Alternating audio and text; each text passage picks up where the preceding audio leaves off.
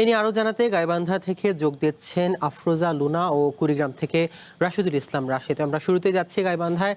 Luna, ভাঙন নিয়ন্ত্রণের প্রশাসন কি ধরনের উদ্যোগ নিয়েছে আর সেখানকার সর্বশেষ পরিস্থিতি কি আমাদের জানাবেন?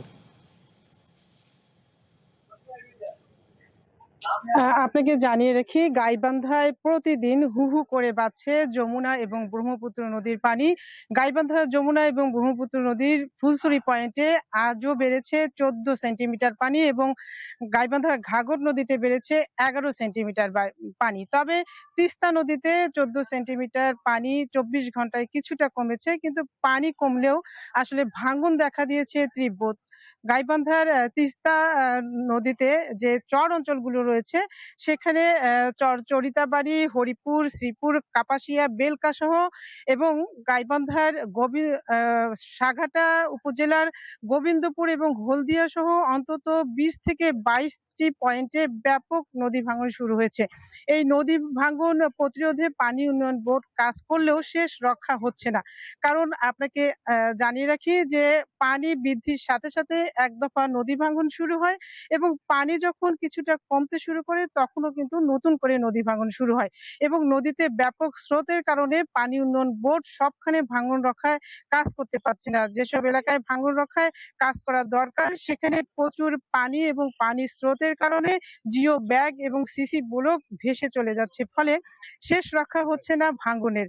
এদিকে গাইবান্ধার তিস্তা নদীর যে চর অঞ্চলগুলো রয়েছে সেই চর অঞ্চলের কাপাসিয়া ইউনিয়ন পরিষদের চেয়ারম্যান মজনু মিয়া আমাকে জানিয়েছেন গত ১৫ দিনে অন্তত ১ শতাধিক বাড়িঘর, গাছপালা নদী গর্ভে বিলীন হয়ে গেছে। এছাড়াও নদী গর্ভে বিলীন হয়ে গেছে ১.৫ শতাধিক পাটের জমি, যা ছিল সোনালী আঁশ, কৃষকের সোনালী স্বপ্ন।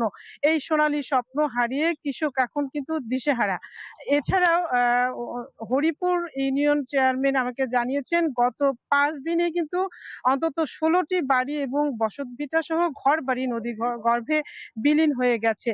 তো এইসব মানুষ ঘরবাড়ি হারিয়ে এইসব মানুষ কিন্তু খুব চরম দুর্ভোগের মধ্যে দিনাতিপাত করছেন এবং তারা অন্যের জমিতে কোনো রকম ছাপড়া এবং ডেরা তুলে কোনো রকম বসবাস করছেন। তাদের খোঁজ খবর নিতে কিন্তু প্রশাসনের পক্ষ থেকে কেউ এখন পর্যন্ত সেখানে পৌঁছেনি তাদের কাছে। এই ব্যাপারে তারা মানবেতর জীবনযাপন করছেন।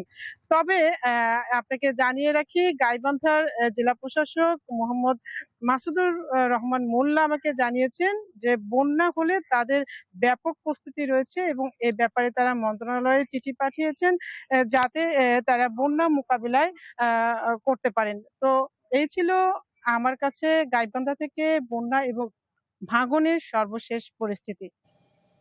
লুনা, আপনি আমাদের সাথেই থাকুন, আমরা চলে যাচ্ছি গাইবান্ধায়। রাশেদ, নিচু এলাকাগুলোর কি অবস্থা? নদ নদীর পানি বিপদসীমার কততে রয়েছে জানাবেন?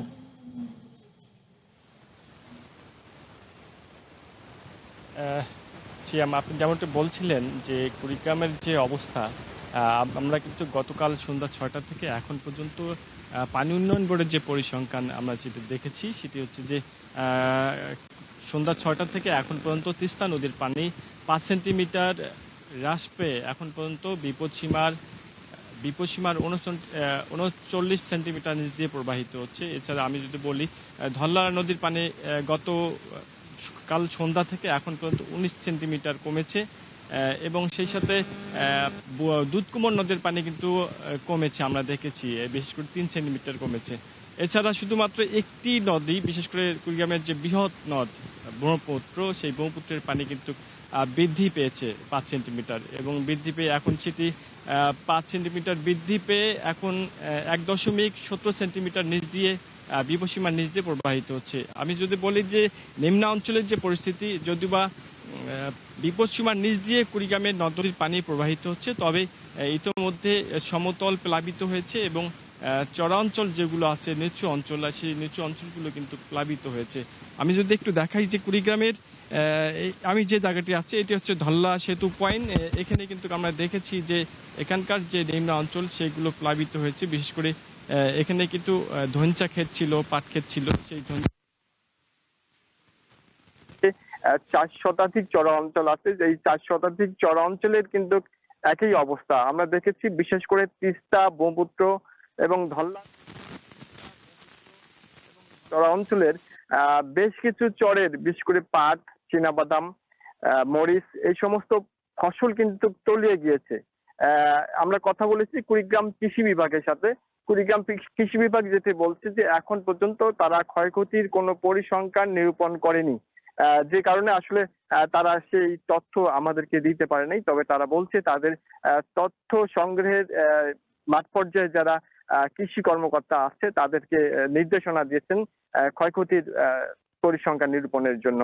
আমি কথা বলেছি কুড়িগ্রাম পানি উন্নয়ন বোর্ড কর্তৃপক্ষের সাথে। তিনি যেটি জানিয়েছেন যে আগামী কালের মধ্যেই পানি অনেকটা কমে যাবে এবং সাধারণ মানুষ যারা তাদের মধ্যে একটি স্বস্তি বিরাজ করে, বিশেষ করে নদী অঞ্চলের মানুষের মধ্যে। তবে সব মিলিয়ে বলা যায় যে কুড়িগ্রামের শুধুমাত্র ব্রহ্মপুত্র বাদে অন্যান্য যে নদ নদীগুলো আছে প্রত্যেকটি নদীর পানি কমতে শুরু করছে। এতে সাধারণ মানুষের মধ্যে একটা স্বস্তি কাজ করছে। শুধুমাত্র ব্রহ্মপুত্রের পাড়ের মানুষ যারা আছে তাদের মধ্যে ভয় জাগাচ্ছে। ধন্যবাদ আপনাদের। কুড়িগ্রাম ও গাইবান্ধা থেকে আমাদের সাথে যুক্ত ছিলেন রাশেদ ও লুনা। চলে যাচ্ছি পরবর্তী সংবাদে।